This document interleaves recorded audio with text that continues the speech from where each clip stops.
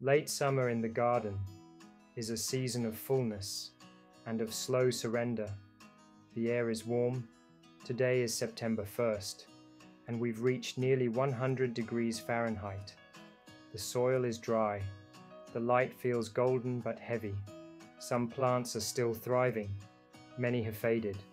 Others are winding down. This is a season of contrasts. Ripe fruit beside shriveled leaves. Fresh blossoms near curling seed pods. So today, I invite you on another walk through our edible garden, just as it is right now at the edge of summer. We begin in the central part of our backyard. From here, the shifts of the season are most visible.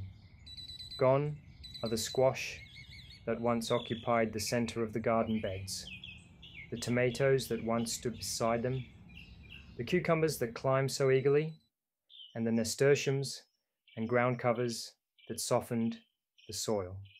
Squash, tomatoes, and cucumbers gave us substantial harvests, as they always do, but eventually fell victim to powdery mildew and spider mites. We made the decision to let them go, clearing the space and saving what healthy fruits we could for seeds. This is part of the rhythm too, saying goodbye and preparing for return. In their place, sweet potatoes now stretch happily across the ground. They've covered the central vegetable field and the raised bed along the fence, thriving in the heat. We harvest the tender greens regularly, a steady gift of nourishment and flavor. And up in the air, another summer star has taken over, luffa. The vines climb high, twining through the netting we installed, reaching into every bit of free space above. We've already harvested many luffas, and more are growing fast. New yellow flowers keep blooming, promise after promise of what's still to come. From our past seasons, we know both the sweet potatoes and luffa will keep going into November. They are among the last to leave. The persimmon tree is in its quiet phase of work. Its green leaves are thick and healthy, and its fruit is steadily growing in size, still green for now. We know they'll stop expanding the moment they begin to blush orange. The harvest won't come until November, but the tree's preparing. Beside it, the pomegranate is catching the light. Its round fruits, some already shifting in color, shine and wobble in the breeze. We expect to start harvesting in a month or so. Just past it, the jujube tree is already in season. We've begun picking ripe ones, just a few each day. But today, it's time for a full harvest. I remove the protective netting, climb up the ladder, and stretch to reach what I can. The rest, high above, I pick with a fruit pole. Within minutes, I'm sweating from the effort, a satisfying kind of late summer exercise. Nearby, the blueberry grapevine is giving us with a second round, more clusters than the first. We've shielded them with homemade mesh to keep squirrels and birds away. A small act of protection for a very sweet reward. Against the northern fence, the star fruit tree is busy again.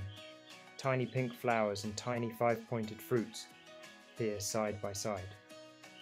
Next to it, the cherimoya is full of wide, healthy leaves, some the size of a small plate.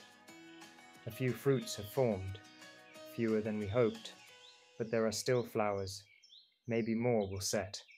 Last year's fruit was unforgettable, sweet, creamy, and smooth. Just outside the northern gate, the fig tree is winding down. Only a couple of fruits remain on the branches, most already harvested in 2 abundant waves. Despite many being taken by uninvited guests like birds and beetles, we still manage to collect plenty of perfect ones. We've dehydrated several batches, now stored for later as snacks or sweet additions to meals. The The small papaya tree near the pedestrian path has grown over 2 feet since late spring. It's now bearing multiple fruits, and we've been harvesting 1 half-ripe papaya every week for steamed buns and bread. Next to it, the dragon eye tree has expanded impressively. Its creamy flowers are gone, replaced by glossy green leaves and small round fruits. I've counted the clusters, many more than last year. In my hometown in southern China, these fruits ripen in August. Here in the San Fernando Valley, they won't be ready until November, and some will continue ripening into early next year.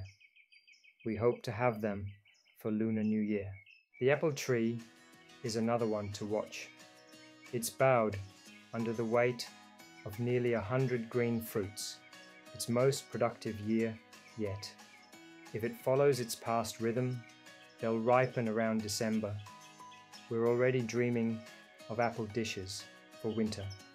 And behind the apple tree, along the garage wall, the dragon fruit vines are deep into their season. The first extravagant flowers opened in June, and they haven't stopped. Now we have fruits ripening at different stages along the thick green stems, with newly spent flowers promising even more to come. Some plants simply love this time of year. We've already seen luffa and sweet potatoes. Here are our okra plants, tall, elegant, flowering daily with pale yellow blooms. They share their space with the luffa, and together they claim the late summer air. We harvest pods every other day, cutting them tender before they turn tough. It's a good rhythm, steady, simple, reliable. And the moringa, what we call the miracle tree, is having its best season yet.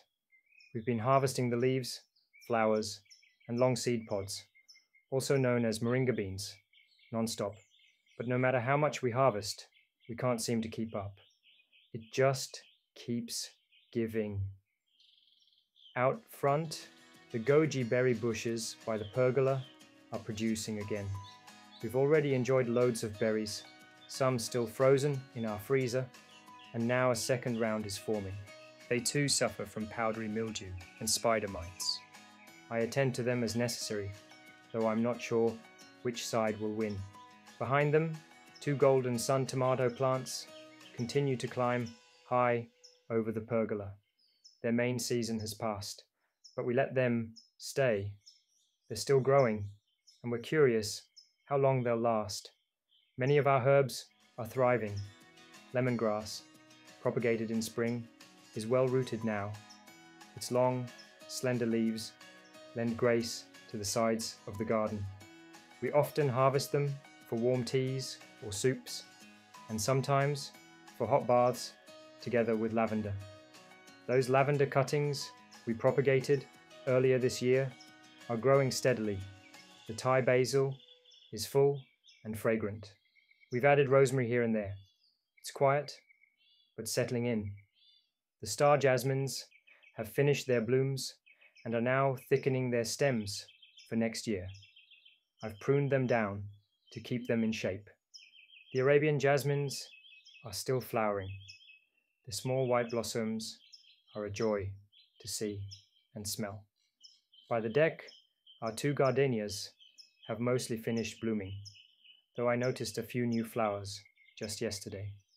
They've been with us from the very beginning, among the first ornamentals to join our garden. Their scent is one of my wife's favorites, sweet, layered, unmistakable. Late summer isn't the garden's peak, nor is it quite the end. It's a moment of balance, of fruit and seed, of holding and letting go, of heat and slowing down. This is a season for noticing, not for perfect rows or flawless produce, but for ripening, fading, and changing form, for welcoming the last bursts of life before the turn of the year. Thank you for walking with me today. Until next time, happy gardening.